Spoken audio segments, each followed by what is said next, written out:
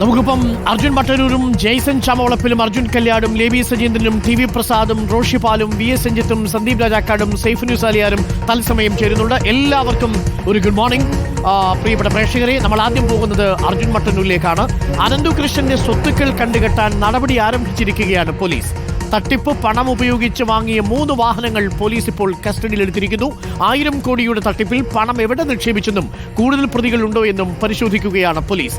പ്രതിയുടെ കസ്റ്റഡി അപേക്ഷ ഇന്ന് മൂവാറ്റുപുഴ കോടതി പരിഗണിക്കും. അർജുൻ മട്ടന്നൂർ ചേരുന്നു കൂടുതൽ വിവരങ്ങളുമായി. അർജുൻ മട്ടന്നൂർ, ഇന്നിപ്പോൾ പോലീസ് നടപടികളിലേക്ക് കടക്കുമ്പോൾ ED അടക്കം ഈ കേസിലേക്ക് എത്തുന്ന സാഹചര്യമാണ്. ഇതിൽ ആദ്യ നടപടി എന്ന നിലയിൽ അറസ്റ്റ് രേഖപ്പെടുത്തി ജയിലിലടച്ചു, റിമാൻഡ് ചെയ്തു. ഇപ്പോൾ മറ്റുള്ളവർക്കെതിരെ കേസെടുത്തിരിക്കുന്നു. ഇപ്പോൾ ഇതാ സ്വത്തുവകകൾ കണ്ടെത്താനുള്ള ശ്രമത്തിലാണോ police? Arjun, good morning doctor Arunkumar. Ananthu Krishnan അറസ്റ്റിലായി 4 ദിവസം പിന്നിടുന്നു. അനന്തു കൃഷ്ണനെ കസ്റ്റഡിയിൽ വേണമെന്നാവശ്യപ്പെട്ടുകൊണ്ടുള്ള പോലീസിന്റെ കസ്റ്റഡി അപേക്ഷ ഇന്ന് മൂവാറ്റുപുഴ കോടതി പരിഗണിക്കുകയാണ്. എന്തായാലും 5 ദിവസത്തേക്കാണ് കസ്റ്റഡിയിൽ ചോദിച്ചിരിക്കുന്നത്. ഇതിൽ പ്രധാനമായും പോലീസിന് അറിയേണ്ടത് ഇതിൽ കൂട്ടുപ്രതികളുണ്ടോ, അതോടൊപ്പം തന്നെ ഇത്തരത്തിൽ തട്ടിപ്പിലൂടെ കണ്ടെത്തിയ പണം എവിടെ നിക്ഷേപിച്ചു തുടങ്ങിയ കാര്യങ്ങളാണ്.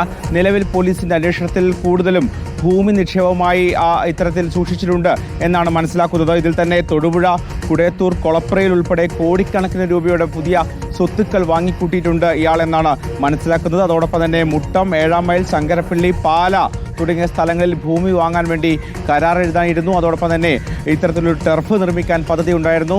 കൊച്ചിയിൽ ഫ്ളാറ്റുകൾ ഉൾപ്പെടെയുണ്ട്. ഇത്തരത്തിൽ വിവിധയിടങ്ങളിൽ ഭൂമിയും അതോടൊപ്പം തന്നെ മറ്റ് സ്വത്തുവകകളുമായി ഇയാൾ ഈ തട്ടിപ്പിലൂടെ സ്വരൂപിച്ച പണം സൂക്ഷിച്ചിരിക്കുകയാണ് എന്നാണ് അന്വേഷണ സംഘം കണ്ടെത്തിയിരിക്കുന്നത്. അതോടൊപ്പം തന്നെ ഇന്നലെ 3 വാഹനങ്ങളാണ് മൂവാറ്റുപുഴ പോലീസ് കസ്റ്റഡിയിലെടുത്തത്. ഇയാളുടെ സ്വന്തം പേരിലുള്ള ഒരു ഇന്നോവ ക്രിസ്റ്റ ഉൾപ്പെടെയുള്ള 3 വാഹനങ്ങൾ കണ്ടെത്തി. ഈ കാര്യങ്ങളടക്കം ഇന്ന് കോടതി അറിയിക്കുകയും ചെയ്യും. എന്തായാലും പ്രധാനമായും ഇതുമായി ബന്ധപ്പെട്ട് പോലീസ് അന്വേഷിക്കുന്നത് ഇതിൽ കൂടുതൽ പ്രതികളുണ്ടോ എന്നുള്ളത് തന്നെയാണ്. ഈ ട്രസ്റ്റിൽ ഉണ്ടായിരുന്ന മറ്റ് അംഗങ്ങൾക്ക് ഈ തട്ടിപ്പുമായി ബന്ധമുണ്ടോ തുടങ്ങിയ കാര്യങ്ങളൊക്കെ തന്നെ പോലീസ് പരിശോധിക്കുന്നുണ്ട്. എന്തായാലും വിശദമായി തന്നെ അനന്തു കൃഷ്ണൻ ചോദ്യം ചെയ്യേണ്ടതുണ്ട്. അതിന്റെ ഭാഗമായിട്ടാണ് ഇപ്പോൾ ഇന്ന് കസ്റ്റഡിയിൽ വാങ്ങാൻ ഒരുങ്ങുന്നത്. അരുൺകുമാർ, ഇതിലൊരു കൗതുകകരമായ കാര്യം, ഇപ്പോൾ ചില വിവരങ്ങൾ പുറത്തു വരുന്നത് അർജുൻ, ഇയാൾ ഒരു CSR ഫണ്ടും ഉപയോഗിച്ചിട്ടില്ല എന്ന രീതിയിലാണ് പോലീസ് ഇപ്പോൾ മനസ്സിലാക്കുന്നത്.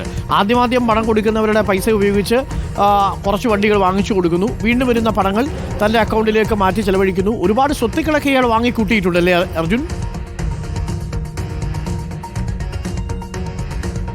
അരുൺകുമാർ, ആദ്യഘട്ടത്തിൽ ഗൃഹോപകരണങ്ങൾ അതോടൊപ്പം കാർഷിക ഉപകരണങ്ങളൊക്കെ ആയിരുന്നു ഇയാൾ ഇത്തരത്തിൽ സാധാരണക്കാർക്ക് പകുതി വിലക്ക് നൽകാൻ ഉദ്ദേശിച്ചിരുന്നത്. അതിനുശേഷം ഇത്തരത്തിൽ രാഷ്ട്രീയ ബന്ധങ്ങൾ ഉണ്ടാക്കുന്നു. കൂടുതൽ വ്യാപകമായി തന്നെ ഇയാൾക്ക് തട്ടിപ്പ് നടത്താൻ സാധിക്കുന്നു. അതിനുശേഷമാണ് ഇത്തരത്തിൽ തയ്യൽ മെഷീൻ, അതോടൊപ്പം തന്നെ ലാപ്ടോപ്പ്, പിന്നാലെ സ്കൂട്ടർ തുടങ്ങിയ പുതിയ ഓഫറുകൾ ഇയാൾ ഈ സാധാരണക്കാർക്ക് മുമ്പിൽ വെച്ചത്. അത്തരത്തിൽ പകുതി പണം മാത്രം നൽകിയാൽ ഇവയൊക്കെ തന്നെ വാങ്ങി നൽകാം എന്നതായിരുന്നു വാഗ്ദാനം. ഇതിന് ഇയാൾ പ്രധാനമായും പറഞ്ഞിരുന്നത് വലിയ ബഹുരാഷ്ട്ര കമ്പനികളുടെ CSR ഫണ്ടിൽ നിന്നും അത്തരമൊരു പദ്ധതിയിലൂടെ തങ്ങൾക്ക് ഇത് നൽകാൻ കഴിയും എന്നുള്ളതാണ്. ഇതിൽ നേരിട്ട് ഈ പറയുന്ന അനന്തു കൃഷ്ണനെതിരെയുള്ള ആരോപണങ്ങൾ വരാതിരിക്കാൻ വേണ്ടി തന്നെ എല്ലായിടത്തും കൃത്യമായി ഇത്തരത്തിൽ NGOകൾ രൂപീകരിച്ചു. അതിനുശേഷം ഒരു കോർഡിനേഷൻ രൂപീകരിച്ചു.